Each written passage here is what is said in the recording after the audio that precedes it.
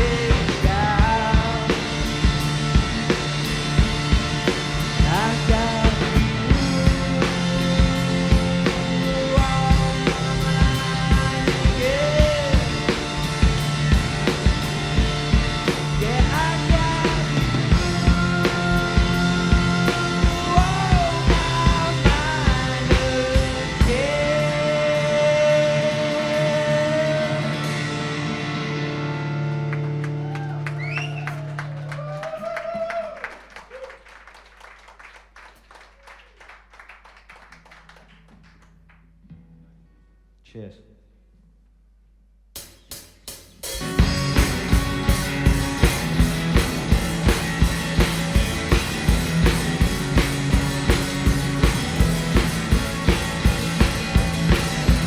Your eyes, they blind me. Hypnotize me. Well, I make no excuses for the way I am. I've done everything not to be a sham, but I'm tongue-tied and twisted. I'm red hot cold. I'm blistered. Some things just gotta happen like time or a season.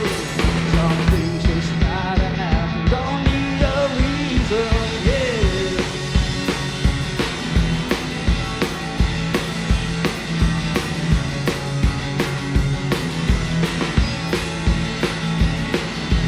Your eyes, they blind me. Hypnotize me. Your eyes, are your eyes shining?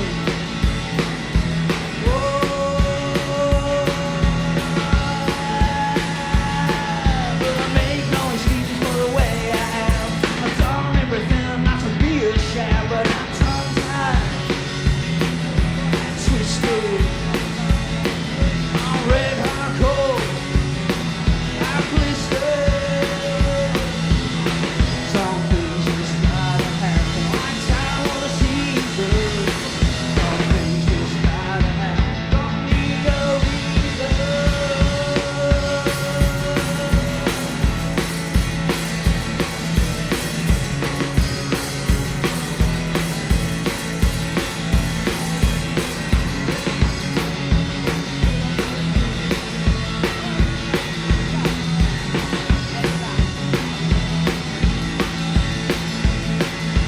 Your eyes, oh, your eyes are shining. It's so sad. But I make no excuses for the way I am. I've done everything not to be a sham, but I'm tongue-tied and twisted. I'm red hot cold. I'm blistered. Some things just gotta happen like time or the season. Some things just gotta happen, don't need a reason.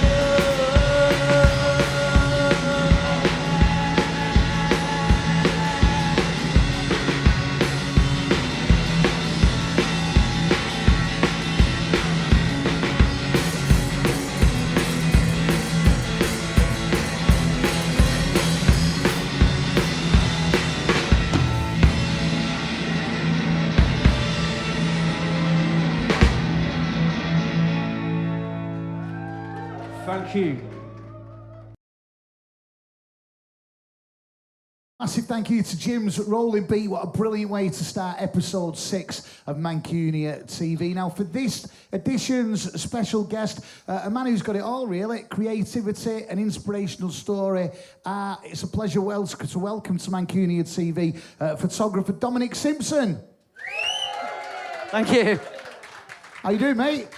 All good, mate. I'm Good a little to see bit you. embarrassed by what you just said, but that's good. Well, let's start from the beginning. Tell us about yourself, your background, and who you are, leading up to the photography. So up until 44, I was perfectly normal. I worked for a large corporation, sold mobile phones, earned a lot of money. I had 2 kids, a conservatory, the right kind of car, the right kind of wife.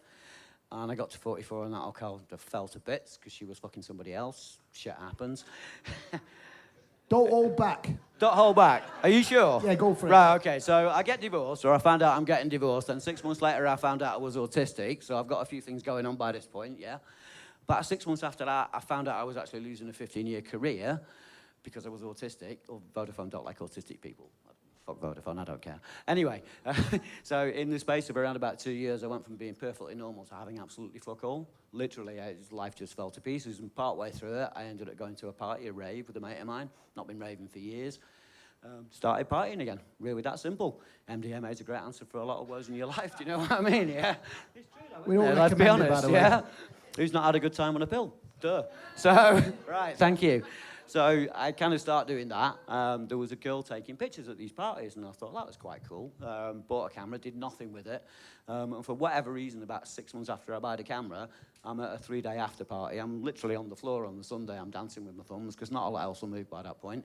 And my mate went out to my car, got this camera that I bought, gave it to me to play with. I took 3 pictures and got invited to shoot a night in Stoke. And that's how it started. So it's quite a life-changing thing, you know, you had, like you say, pretty normal, mundane life. Yeah. Things went downhill, you found photography. And what was it about photography that sort of saw you through the bad times? Right, so being autistic is really difficult socially. Anyone who says it isn't is a liar. You have to do so much to cope with it. And you kind of like outside of the real world, if that makes sense. The camera gives you an excuse to be there. It gives you a reason to be sociable. But also, it's awesomely creative as well. And I honestly don't know why to this day. For some reason, people like what I do. I'm really blessed by that, and I'm dead grateful. But people responded really well. And it gives you confidence. And going from a really dark place, as you get a bit of confidence and move forwards, that's just a snowball that builds. Had you ever been creative at any point in your life before? A little bit. I did a bit of spoken word. So you've got like Dave Viney on tonight, and he's an amazing spoken word artist. I kind of dipped into that for a bit, but it's a little bit, it's a lovely world, but it's a bit too staid for me. I like a bit more sort of like lights, bangs, and partying until 5 in the morning. Spoken word really isn't that. So how long ago was it now then since you took up photography? Seriously, maybe 5 or 6 years, 7 at a push. And how's your life changed on the other side of the camera since you found this? I'm happy. It's really that simple. I'm more satisfied now than I've ever been at any point in my life. I can't even begin to describe the difference. It's chalk and cheese. It is brilliant when you can find something creative like that in your life that really does change your life. Something simple, but, you know. Tell us about the photography you've done. Tell us about some of the work that you've done over the last, you know, half a decade. Fucking, I feel really old now. In what sense? Do you want like the journey or like the car crashes what that kind of happened? photography is it you do? Event photography. So I photography. shoot for like the Hacienda brand. So you'll know Hacienda Classical, things like that. You've all heard of Joy Division, people like that. That's the brand that I mainly work with. But I've shot most of the festivals like Boomtown, all the big festivals. I've done all of that. So when you do your photography, who do you do it for? Is it just something for yourself, or do we see any of your work at exhibitions or in magazines or anything? You won't see any of the event stuff in any exhibitions because it's really not for that. It's to promote the event. So like we were at the Albert Hall doing the Hacienda's 40th birthday this year and the car park party in the underground. If anybody of you went, because that was amazing. Warehouse projects. It's all promotion. It's memories for the night to remind people of what a great time they've had. Does that make any sense, kind of thing? Cool. Yeah, absolutely. So if you hadn't found photography, where do you think your life would be right now, 6 years on? Honestly? Yeah, absolutely, yeah. So does anyone, do you know what that tattoo means? I don't know. Can we see that on the camera? Does anyone know what that tattoo means? It's a semicolon. Does anyone know what that means? Right, so people who've got that tattoo are people who tried to take their life. That's where I'd be. Wow. So photography, something as simple as a creative thing like photography really did change your life? Massively, yeah. It made it. It literally made my life. What happens in the future? You're doing all this great work now, your event photography and stuff like that. What are your plans for your future with it? So I kind of work with projections as well, and it's a real shame I couldn't bring any prints. I didn't have time today. I was working to a deadline, so there's nothing you can see. But what I've started doing is mixing graphic art with normal photography as lighting. So, and that's been amazing. If you can imagine wearing any art you want, literally, you could take, I don't know, Van Gogh sunflowers. I can paint that on somebody's body in a really creative way, and it's incredibly satisfying to do that. It all started over lockdown because there was basically fuck all to do. There were no concerts and no gigs. And one of my friends one night, a little bit catty, we decided she wanted to be a stained glass window. So if you're on that kind of mission, you're going to find something to make. As you do, you're going to find a way of making it work. So we found a projector, took all her clothes off, and projected a stained glass window on. And blew our minds. It was amazing. I mean, aside from the fact that it was fucking hilarious to do, but the photo was immense, and it actually made it into a thing called the Manchester Open, completely by accident, and people loved it. It was amazing. If people want to see you or see your work or see what you do, is there anywhere they could see it on social media or? Yeah, absolutely. If you've got Instagram, open your Instagram. And you can search for iVoodoo, like iPhone, but iVoodoo99. Instagram don't like me, by the way, because I post pictures of people wearing not very much. So if you want to have a look now and keep an eye on your viewings have just gone through the roof now you've said that, you know what I mean? It does for a bit, and then they fuck me off again, and I have to start again, but I don't care. Do you know what you were just saying? We haven't got any works of art up in here. What a lot of artists do is bring us a picture to put on the wall at Mancunia Arts Centre. Just saying. Oh, right. I thought you were leading up to the fact that I've actually fucked up by not bringing any art. No, absolutely. We'd love to have one of your pieces on the wall here, so when the people come and watch it, we'll absolutely, we can sort something like that, no problem. So what's next then? As we record this, we're in September 2022. What happens next? What's your next work? Next weekend is a little festival called Audio Farm in the middle of Wales, which I love because it's like 3,000 hippies just being hippies in sunny weather for 3 days, and that's just gorgeous. And after that, I go back into the studio. I've got stuff prepared for 2 exhibitions in London. Just once again, give us your social media details. iVoodoo, i.voodoo99. We love hearing inspirational and motivational stories, and it's amazing finding something like photography really can change your life around. Thank you for sharing it with us on Mancunia TV. Dominic Simpson. Not a problem, thank you.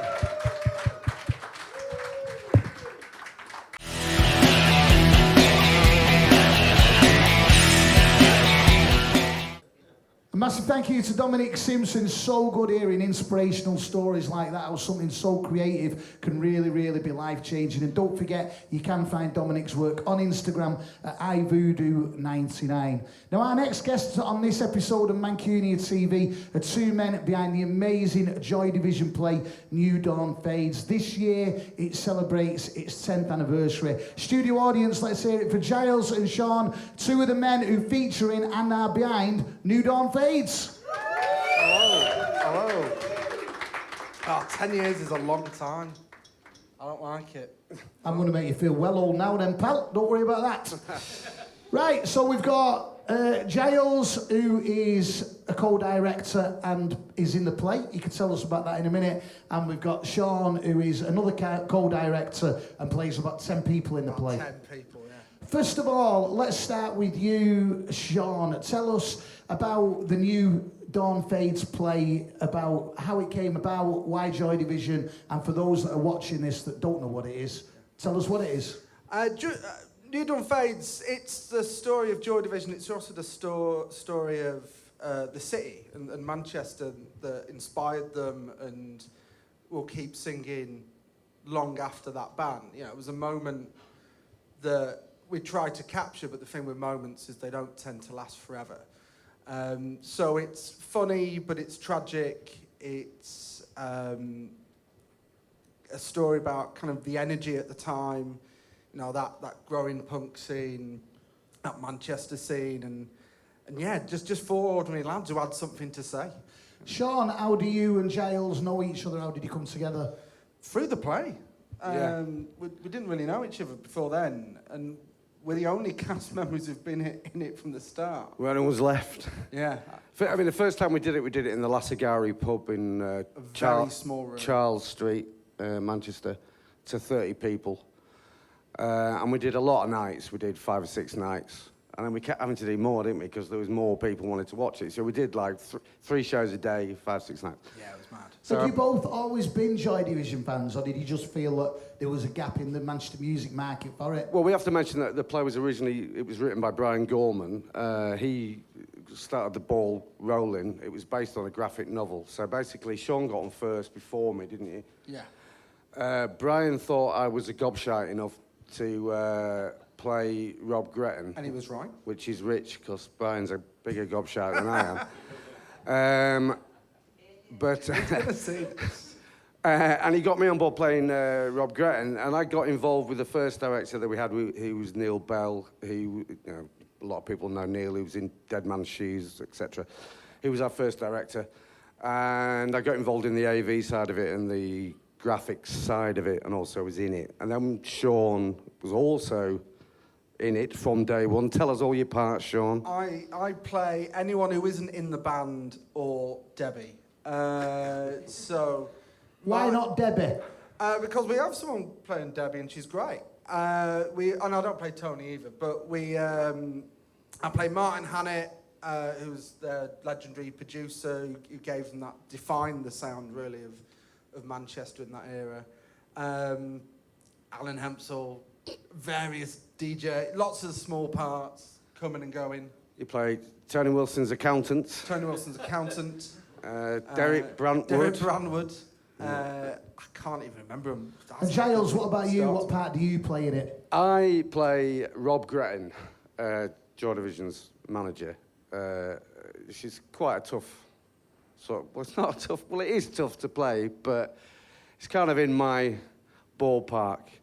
I'm not the biggest thespian in the world, I'll have to be honest. So, it fits me quite well. I just walk on and gob off and go off again. Did you have to do much research to get it right, as in not just what he says, obviously his mannerisms it's a team. movements? It's a team effort. So, obviously Brian did his research. We've all done our research in terms of all the visuals and the audio stuff and the history of Manchester. Because it isn't just a play about Joy Division. It is a sort of psychogeographic exploration of the city of Manchester plus the story of Joy Division. So it sort of weaves in between all of those things. So yeah, hell of a lot of research and, meeting people like Steve Shy, rest in peace, and, people who were there, we spoke to them quite a lot about, what it was like, Sean, when it started 10 years ago, did you have any idea that 10 years on, it'd still be more popular, not as popular, more popular? Did you realise the longevity the play had in it? Honestly, I didn't expect to go from a small room above a pub to now doing, we've done national tours with it. We're kind of the little fringe play that could, a little bit. And no, I didn't really expect it. What were your hopes for it, Giles, when it first started? I wanted it, and I still want it, to go further than a national tour. I want to take it to New York, I want to take it to Berlin, I want to take it to as many places as we can take it to. But obviously, we do a 3,000 quid play, and it really is a 100,000 quid play, and it's very, very difficult to do, a 100,000 quid play for 3,000 quid. I just want to get it right. Yeah. There's a lot of people in this city that knew people who were involved in that story, and they did define the city for a long time, and you just want to honour them and not fuck it up. And they still remind us, don't they? So last time we did the Dance House Theatre, which is probably our biggest show to date, and we're doing 29th and 30th of September at the Royal Northern College of Music. That's our biggest show ever, 660-odd people. So in that audience of people that were there, and you want to get it right, because if you don't get it right, you look like a tit. You're in the middle of a tour at the moment, celebrating 10 years of New Dawn Phase. The tour at the moment takes you to the legendary Leadmill in Sheffield, Bury, Liverpool, Charlie, Manchester, Huddersfield. Sean, what happens when this tour's finished? Do you get a bit of time off, or...? I hope so.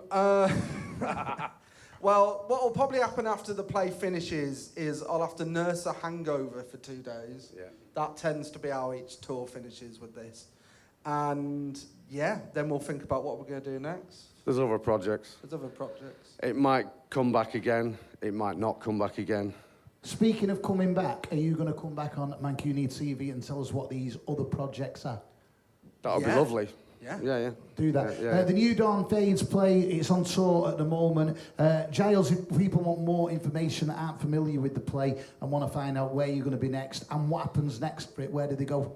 Instagram, New Dawn Fades Play, or one word, wordpress.com, newdawnfadesplay.wordpress.com, Facebook, New Dawn Fades Play. There's a linktree.com/allroadsmeet, which is kind of the company name. That's got links to all the individual... I think it's pretty safe to say if you put in New Dawn Fades Play... Put in New Dawn Fades Play, you're going to find it. Search engine, it'll come up. Just put the bit play is the most important bit.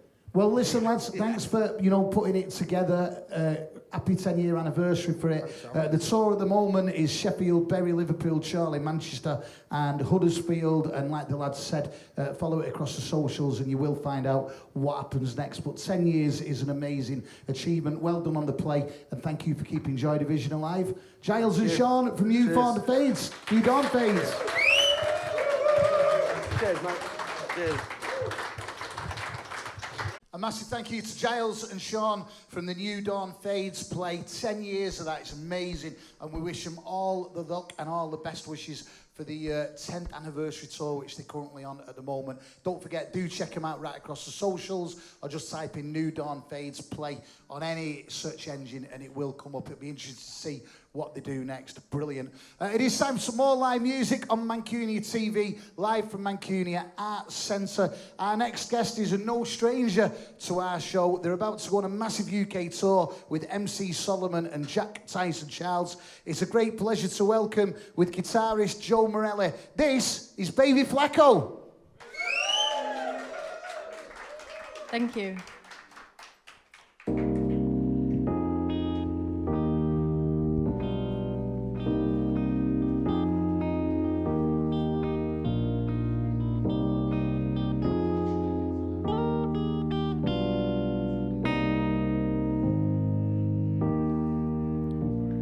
Hello,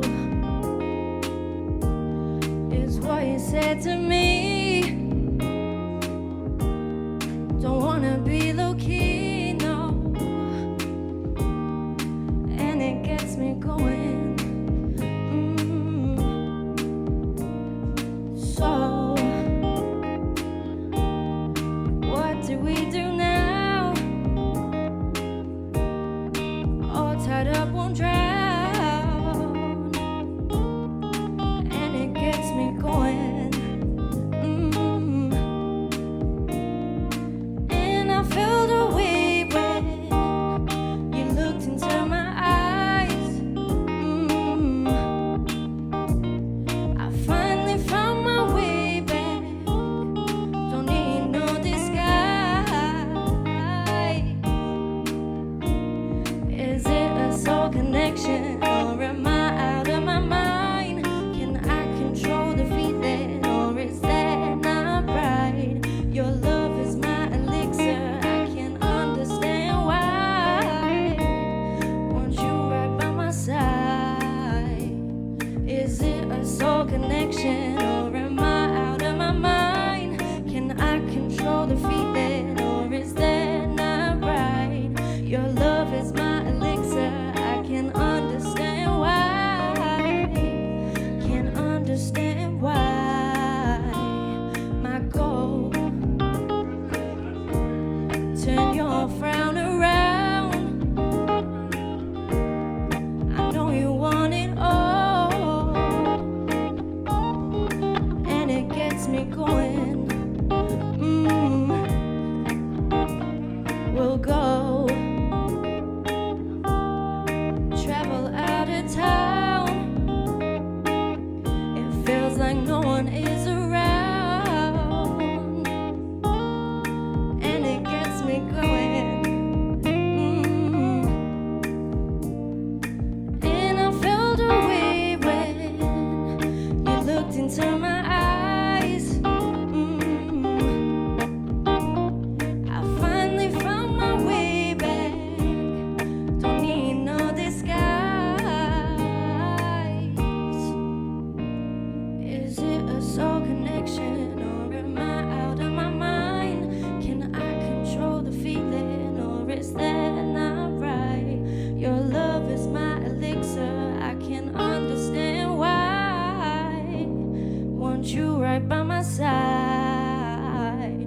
Is it a soul connection or am I out of my mind? Can I control the feeling or is that not right? Your love is my elixir, I can understand why. Can understand why.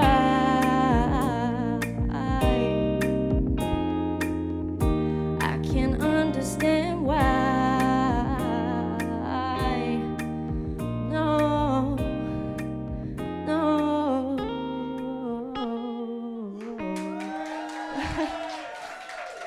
Thank you. Jeez. I appreciate it, guys. Thank you. We'll roll the next one, yeah. Thank you.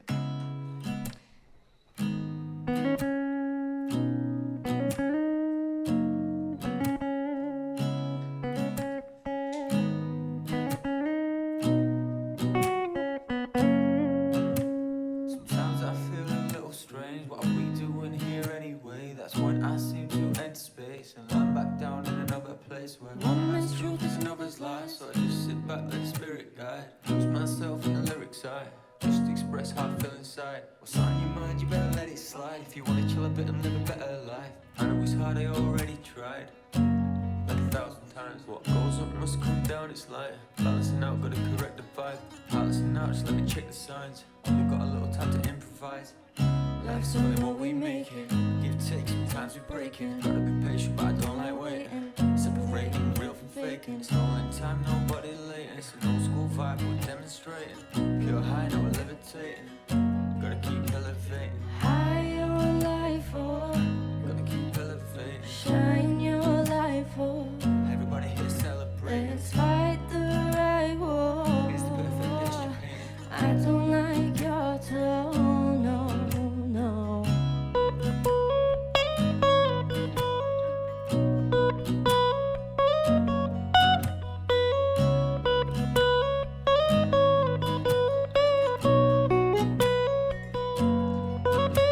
Sometimes I wake up in a mess, don't wanna feel like I'm stressed. Give thanks for my gratitude, now I'm in a better mood. Sometimes it's hard, but I'll pick me up. My friends be there when I'm feeling stuck. Reflecting what I've overcome chokes me up in the days might ride. High on life, oh. Shine your life, oh. Let's fight the right war. I don't like your tone, no, no. High on life, oh. Gotta keep elevating. Shine your life, oh.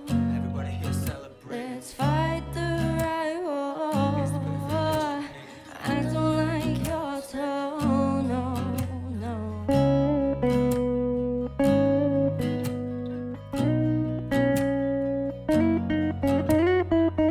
Cause I'm high on life, I'm high on life. Cause I'm high on life, I'm high on life. Cause I'm high on life, I'm high on life.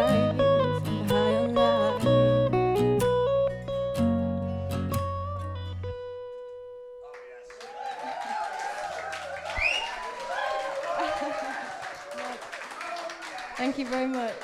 Thank You're you. watching Mancunia TV from the Mancunia Arts Centre, slap banging heart of Manchester, featuring Joe Morelli, Baby Flecko, who's just about to go on a massive UK tour with MC Solomon and Jack Tyson Charles. Once again, let's hear it, Baby Flecko and Joe Morelli.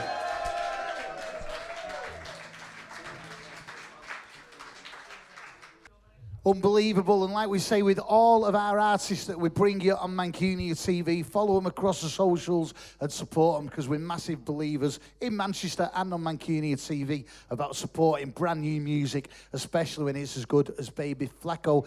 It is time for our poetry and spoken word feature on the show, and to tell you all about it is the main man himself. Let's hear it, Leon the Pig Farmer. How we doing? Good to be back. Keeping good. You ready for the Ventrells? And Dave Viney, who I'm going to bring on in a minute. Before that, I'll give you a few words for those that are still on the come down from moving, because I've heard it was pretty good. So this one goes out to all you lot, and it's called The Astral Elevator and the Day Trippers. Purple, red, orange, pink, the pedal effects that assault psychotic, black, black, black, black. It's a velvet underground, acid heart attack. It's a gathering of the reverb nation, paisley polka dot creation, hypnotic harvest, death disco, swirling darkness ebbs and flows. The magic maker, death distortion, sways entwined, gothic contortion, joy division resurrected, cortex in vortex, synapse connected. And the digital daydreams east of alls, kaleidoscope caressing halls, one drop to borrow, John Hall's coat night, people dive, they sail and float. More purple, red, orange, pink, the pedal effects that assault psychotic, black, black, black, black. Yes, it's the velvet underground, acid heart attack. And the yellow subs project landslides, chaos cascades and drones collide. The crocodile will play piano and the psych rises into tomorrow. And the psychic lemon juices flow, astral, ethereal, Wiccan's world. We're elevated past 13 floors, knocking hard onto heaven's digital door.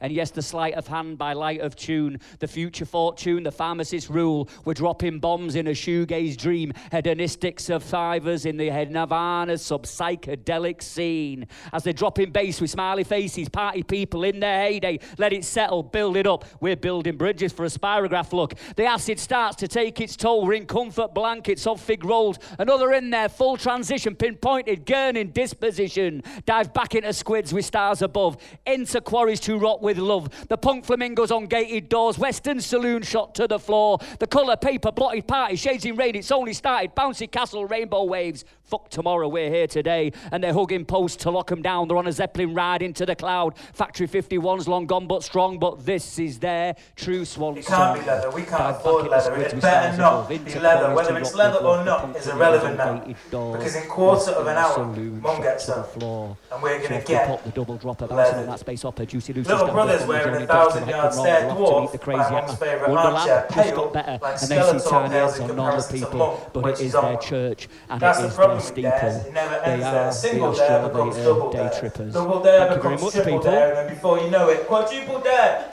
Yeah, for those Means that don't that know day me, times I'm four, Jack yeah, Horner, right, aka quick. Lee on the Pig Aye, Farmer. quick. That's my You newest don't book. know. That's my oldest book. If anyone wants to have a look in them, come and have a look. I've got 2 out at the moment. The last one's about slagging off the Tories and these capitalist shithouses that try and steal our money. The first one's about our own barmy. But anyway, without further ado, I'm getting off. It's not my night. It's Mancunia TV, and it's the guest poet for this evening. And this is a guy that I've only just met, but we've got mutual friends, and I've seen him a few times. This is Viney, everyone. Hello, Mancunia TV. It's like the vibe in here is like doing a gig in an old school Mancunian basement. I'm liking it. It's good. It's nice. I'm not used to this X Factor mic, so if I suddenly break into Ariana Grande or something like that, then you know why. There's only one poem I can start with because of where I am. This is a poem about the first gig I did in London with a poet called Thick Richard, and we went there like typical Mancunians, thinking we're going to tear it up, and it chewed us up and spat us out. This is called Manx for the Memories. Manx for the Memories, London. We came, we saw, we left in awe of your ability to say nothing on public transport. You see, oop north, we need our transport banter. Have to know that code and hone it. Years spent training to know that if you say sorry, mate, I say no worries, mate. And I'm not trying to widen the north-south divide. It's not tomato, tomato. You say potato, I say in what context? But maybe the next time you make eye contact on the tube, smile and hope that they don't kill you. Manx for the Memories, London. We laughed, we cried, we tried to act cool, and we paid for a pint. How much? Obviously because we don't take ourselves too seriously and because we're thrifty, not because we're tight. Chris says the tube at night's a different beast. Air at least 2 times the legal limit. In it to win it, first to the finish line. Mine switched off because it wants reminding you're in a tin can full of farts, right? Says the art of the zombie stare is alive and well. Meanwhile, in a flat in Camberwell, a half-cut Mancunian's engaged in conversation about hip-hop. Stop. Wanker time. Pissed on a mix of the office cheapest lager rather than see sense. He suggested the best course of action, setting aside the fact that he's from Stretford, not the mean streets of LA's Compton, would be to lay his poetry down over some fat beats. That's fat. P-H-A-T. Sounds less P. Diddy, more Diddy. Did he really? Will the real Snoop Doggy dickhead please stand up? Ketamine. It's not like that methamphetamine. How can I be standing over me? Oh, what the fuck is happening? Thick Rick looks like he's been partying with Marquis Smith, Sean Ryder, and John Cooper Clarke. Face parts on a chair seat, kneeling on the floor in a position I'm going to call wrecked poet Tetris. Manx for the Memories, London. We got wrecked, we recovered by getting wrecked. In retrospect, we would have been ambassadors, acted more evolved, stayed on 2 feet, not all 4s and arseholes, but you had pubs that folded into clubs, that folded into pubs, that folded into clubs, that folded into pubs, that folded into another dimension, another dimension, another dimension. Cheers. Right, okay, I'm gonna do... This is about trying to fix knobheads on the internet. which we've all tried to do, and it never, ever, ever works. I do it all the time. And it's a bit of a rant poem, which has the added benefit of getting it off my chest and putting it onto yours. So you're welcome. This is called No Wonder. It's no wonder you're tired. You've been dealing with the hoodoo, voodoo, supposedly clued up conspiracy theorists. In fact, I should stop myself there. If you are a conspiracy theorist, I do believe in conspiracies, but I think maybe you should concentrate on the one where the rich are trying to kill the poor to get richer, as opposed to the one where pigeons are fucking drones that have been used by the government. Just saying. The hoodoo, voodoo, supposedly clued up conspiracy theorists, spontaneous miscellaneous mouthpieces, tinfoil hat Kerouacs, the ones who'd rather cuss you than have a discussion, the ones who've managed to solve the world from the comfort of their living room, cod shit fishermen who tell you that you've been reeled in for believing in compassion, the unfashionable, unfathomable notion of caring for strangers. But unfortunately, you can't help wondering what makes a sociopath tick. So you ask them how they reach their conclusions, where they fish for answers, where they cast their nets, and they say, the internet. You say the internet, invented by humans and therefore entirely corruptible, that internet. And without a hint of irony, they say, yeah. It's as unwise to fact-check conspiracy theories on the internet as it is to ask conspiracy theorists for directions. Excuse me, mate, could you tell me how to get to Jackson Street? Do your own research. If you're a fan of the online expose that can't reveal its source, then you've run into more fake webs than Harrison Ford.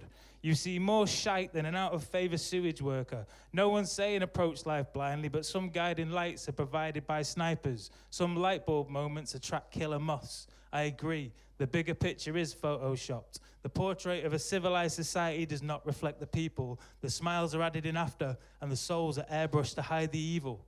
But the discovery of a worldwide conspiracy played out in memes and petty insults on social media. You don't think that's a little bit too convenient? And now browsing the internet is like bobbing for apples in a deep fat fryer. Remember when we had time? Remember when we used it for mindless fun that was still more worthwhile than this endless, soulless, mojo-sapping diatribe? And yeah, we nearly died. But we did it with smiles on our faces, in union, with conviction, and watched our beautifully flawed humanity step off a cliff and spread its wings. But that was before you called me a prick on social media. So now I'm sat here seething in the lonely glow of my hypnotic phone screen, and it's no wonder I'm tired.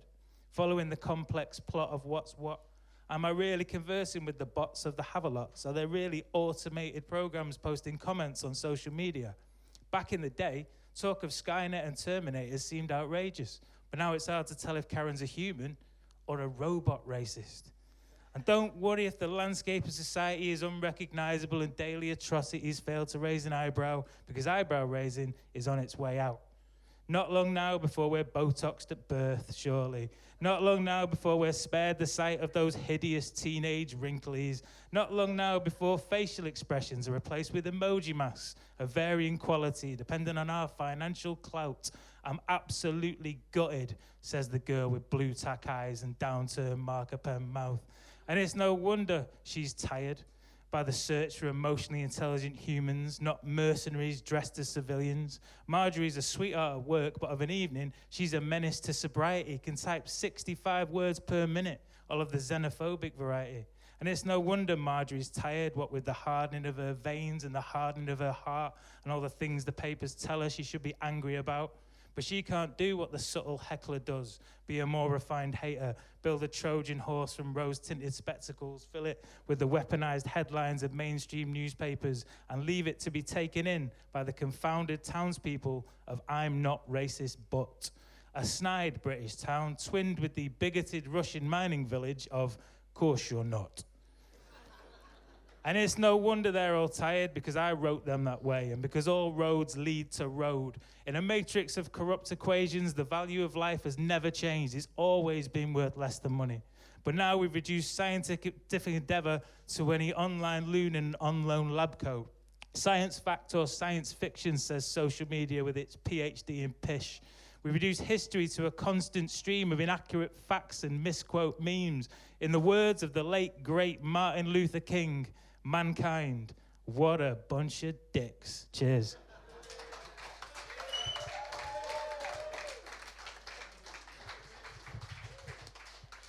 Right, I'm going to finish on this. This is a true story about torturing your younger siblings. So if you are a younger sibling, soz. And trying to pull the wool over your mum's eyes because mums know. And you might know they know, but they know you know they know. You know? You know. This is called Don't Try This at Home. Is that leather? It looks like leather. It can't be leather. We can't afford leather. It had better not be leather. Whether it's leather or not is irrelevant now. Because in quarter of an hour, Mum gets home. And we're going to get leathered.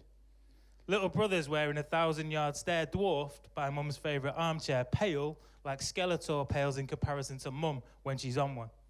That's the problem with dares. It never ends there. Single dare becomes double dare. Double dare becomes triple dare, and then before you know it, quadruple dare. It means I dare you times 4. Yeah, well, I quint. You don't know, neither do you, idiot. Anyway, I dare you more. That was 4:30. Fast forward to 20 to 5, and I've transformed from 12-year-old Mancunian Muppet, Dave Viney, into 12-year-old Mancunian mercenary, Dave Rambo. Tea towel tied around my head, and instead of an M60 high-caliber machine gun, I've got a kitchen knife. They're easier to come by, and I'm brandishing it. You don't just hold one in your hand. I know that because I read it in the paper. And I'm standing 5 feet or so away from my younger brother in a chair that could be leather, telling him, don't worry about it. This is a classic knife-throwing stance. I saw it in a film. Feet shoulder-width apart, arm folded at the elbow, blade gripped between thumb and forefinger. Now remember, don't flinch. Listen, I have no intention of throwing this knife at him, but I'm his older brother. If I don't make him fear for his life, then who will? Through the wall to next door, we hear a low rumble. He hears next door's tumble dryer. I hear a drum roll. Arm arcs downward, double speed. Me, sweat on. Him, spot on impersonation of Deirdre Barlow during a particularly intense row with Ken.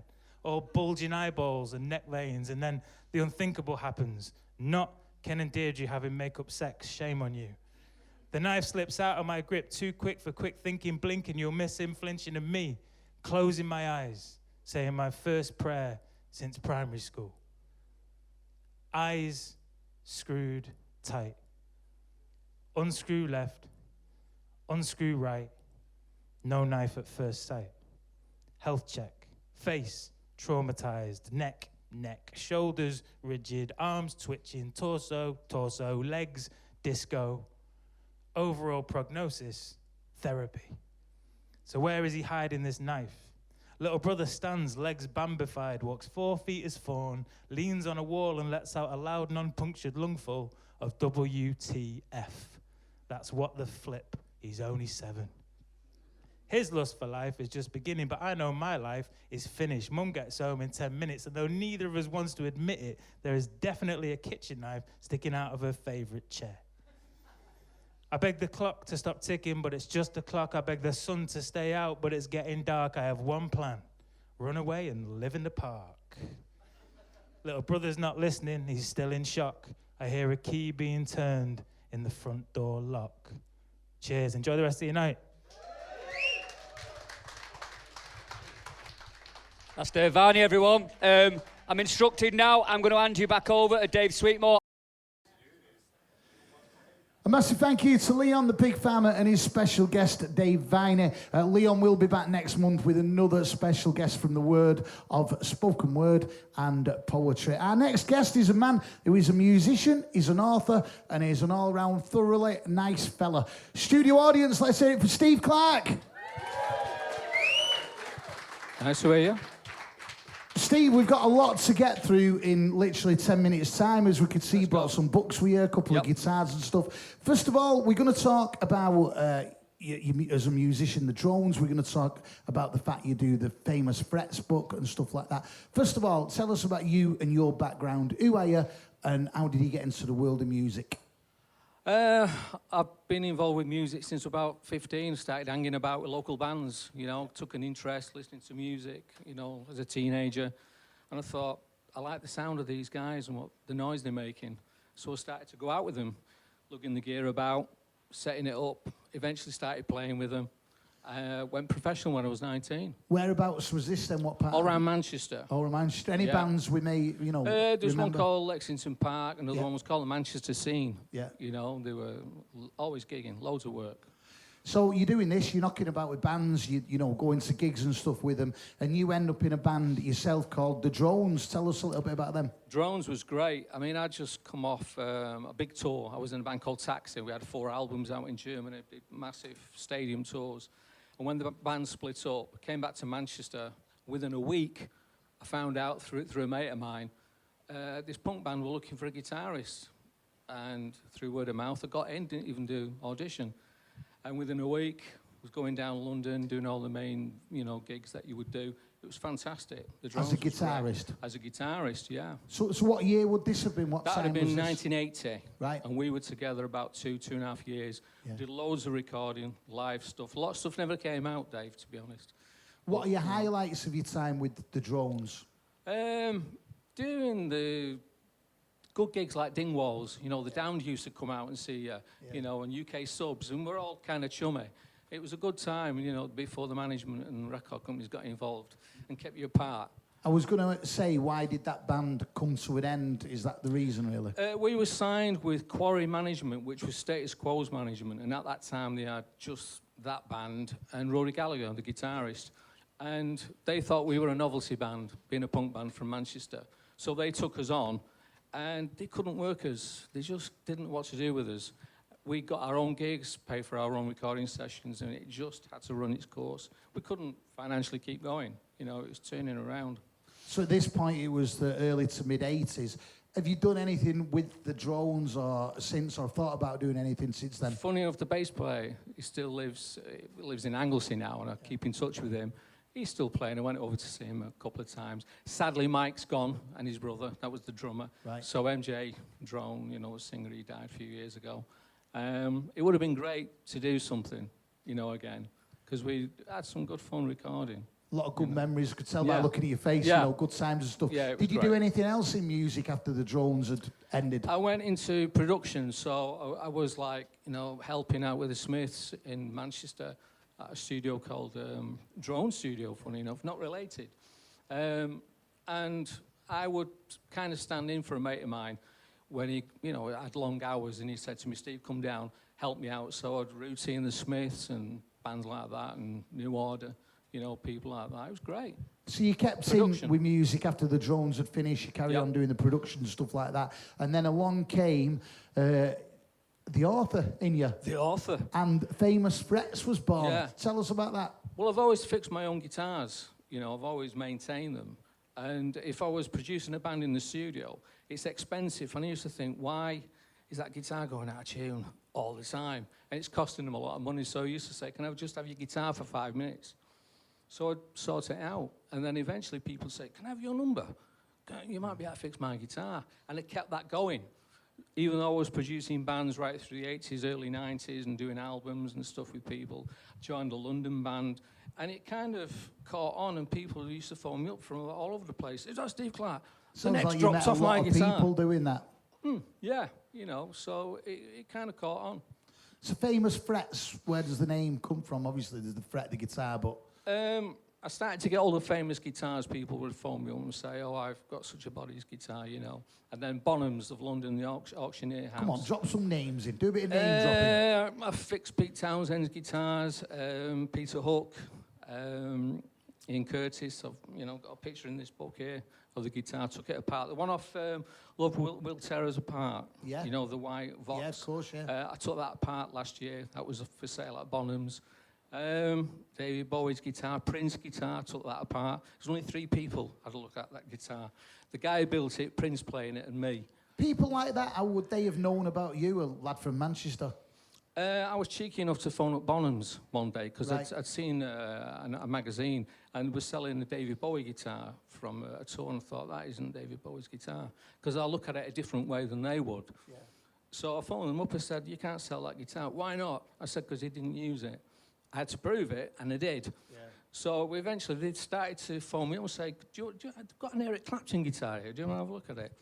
So over the years, I've pulled Pete Townshend's guitars. That's been pulled out of auction. A so-called Eric Clapton guitar. because there's money in it if you can pass it off. So they phone me up now, and I go down there, and it's cool because I get to look at some really, really good guitars. And you're still involved with that? Yeah, I'm going down the end of the year. They've got a Beatles, I think, whole Beatles memorabilia going, you know, George Harrison's guitars, that's going to be there. We're going to talk about your book in a minute, but you have brought a couple of guitars with you. Tell us about these guitars, why you brought them, and a bit of history about them, if you will. A guy came to me, Andy, in here, and he's a big David Gilmour fan, and he said he wanted one that would look as close as possible. He'd been to look at some of the others that were out there, and they're quite expensive, but they miss a lot of detail because they're very, very time-consuming. So it was a nice challenge. It took about 2.5 months, and I was lucky enough through Bonhams to get some high-res pictures of what it really looks like, all the scratches and the nooks and crannies and everything. So if you're a Gilmour fan, you'll probably see all this stuff on the back is really quite detailed. So Gilmour's guitar is exactly like that. yeah. I would say so. If you look at Gilmour's and look at this, well, I fooled Bonhams because I sent them some pictures and they said, "How the hell have you got that guitar? It should be in New York." So I had a bit of fun with it, you know. But it is like doing a Mona Lisa because it's not just randomised scratching. When you're doing something like an artist guitar, it's got to be accurate. I suppose Gilmour Andy fans will me. know where every little mark is and stuff like that. So your mate Andy, who owns that guitar, is it, you know, something he has as an ornament or something, or does he play it? Does he gig with it? I think he gigs with it, yeah. He came back to me for another one to be done, but this just had to look about 40-year-old, so... Is this like a Gilmour? This isn't a Gilmour one, no. This is just, you know, it's a regular Strat, Squire Strat. But it's not based on anyone's... This one isn't. That one definitely is. Yeah. This one, he just wanted to look a bit older. So, you know, guitarists will know that some of these Fender guitars can look a little bit too shiny. And this was very shiny. So I dull it down and I put cracks in it. I mean, it's a bit mad, but, you know, if you want it to look right, you've got to make it look like it's gigged. It is an art, isn't it? It is, yeah, yeah. I mean, it isn't just randomised, you know, scratching and making it look like, oh, a truck's just run over it. You have to spend time on it. There are some terrible versions of it, but that's only because I've worked with so many guitars. I know what an old guitar would look like, and I know how to make some of these things look older and more convincing, like the fingerboard with all the wear on it. Every fret on there is exactly like David Gilmour's. If you put the two together, you'll see it, all the scratches are where they should be. The Fender Custom Shop so much doesn't do detail in that. I'm sat right next to it now, and every little detail in it is amazing. That is really It was fun to do. Thank you for bringing them, and thanks to your mate Andy for letting Pleasure. us have them as well. Yeah, your book. Let's have a look at this book then. Well, this book's got, well, for guitarists, there's the names. You've got Pete Townsend, Paul Kossoff, Angus Young from the AC/DC, Keith Richards, George Harrison, all these guitars. I've been lucky enough to not just photograph, but take apart. So I've had to travel, you know, to see a lot of these. There's a guitarist in there from a Dutch band, Focus. Years ago, they had 2 big singles, Hocus Pocus and Sylvia. Yeah. Well, Jan Ackerman, he just doesn't want to know. He doesn't do interviews or anything anymore. And I took a long shot, sent an email to the manager. I waited almost 3 months, and I forgot all about it. And it came back, and he said, he thinks this is a mad idea. You don't just want to see the guitars, you want to take it apart. He kind of likes it.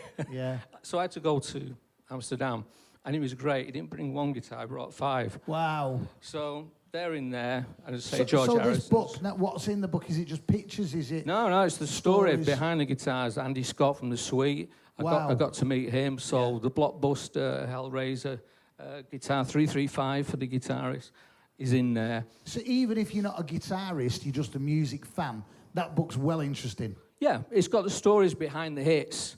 You know, Susie Quattro, she was great. I went to a house, wasn't expecting that, because the idea is you don't put any artist out. So when I made the inquiry, it's all about, look, just leave the guitar with Well, it shows the how office. interested they are in you They and want what to you're know. doing. They want to know. Susie Quattro wanted to know everything about a bass. I was like, really? That book, is it available anywhere? Yeah, you can get it on Amazon, all the usual bookshops, you know, W.H. Smith, my publisher, Weimer Publishing. But yeah, you should just Google it. You'll see it on Amazon. There's loads of sellers, you know. I'd never met you before tonight, but I do feel like I could sit here for hours and talk to you. I really, really do. What happens next? What happens next for Steve Clarke? More guitar work. I've still got about 7 guitars I'm working on at the moment in various stages of repair. Still with the Bonhams, you know, giving them advice about guitars that are coming up. That's an ongoing thing because there's always stuff coming through. Captain Sensible's guitar came through the other week and they said, is this the one he had? And it was, yeah, and because they're going to sell it. And what about you as a muse or yourself? Can you see you playing any gigs again in a band, or are you happy just doing what you do? I'd like to, you know, but I really haven't got the time. You know, it's so time-consuming. You know, I'm doing long days. If people want more information about you and the work you do, where can they find you?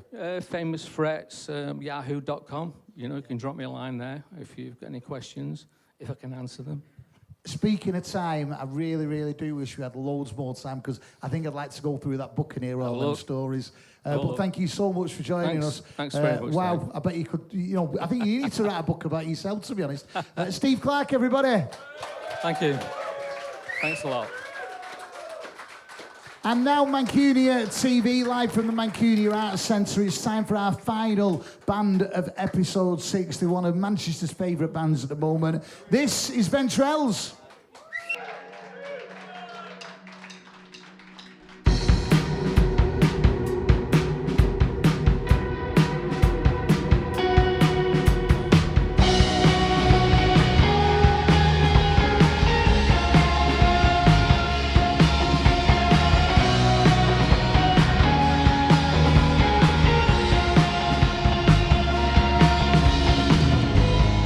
Up to the feeling that you're half asleep. Do the walls move like the shifting of the sands, pouring away like holy water into the cup that's in your hand. What's in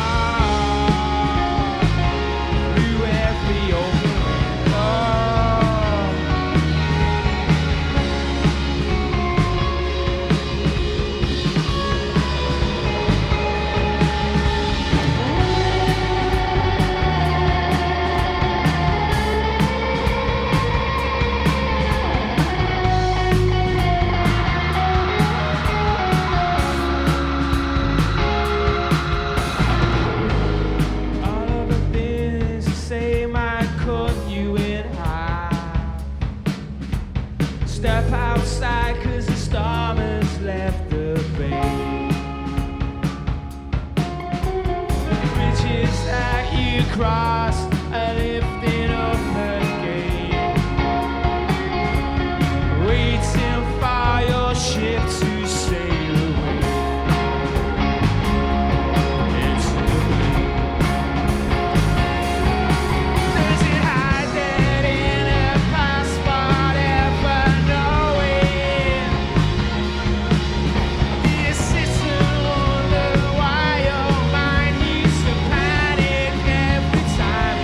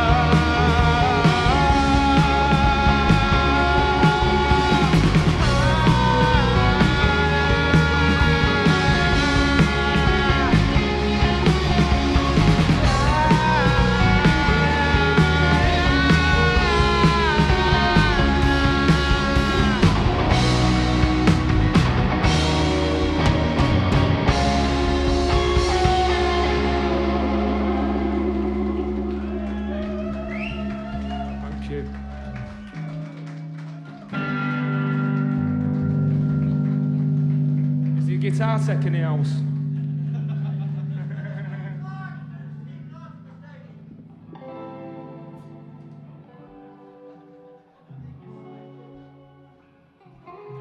It's only an E. The one string I need.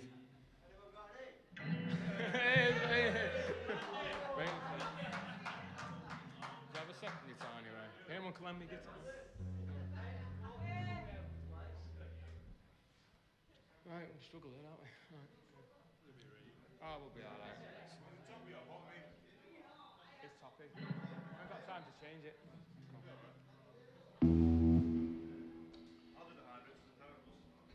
Ready?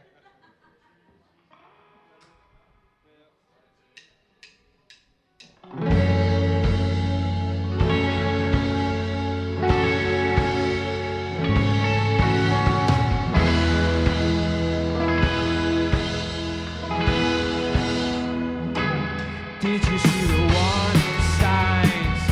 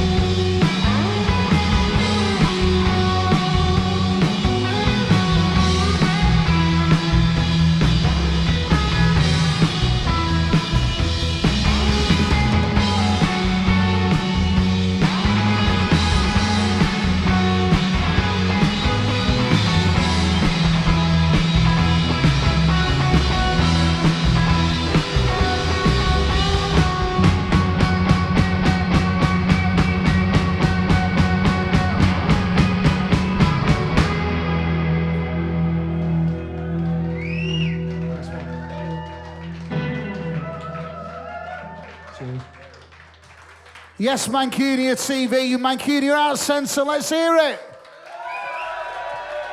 Nice one, the Ventrells. What a way to end this show.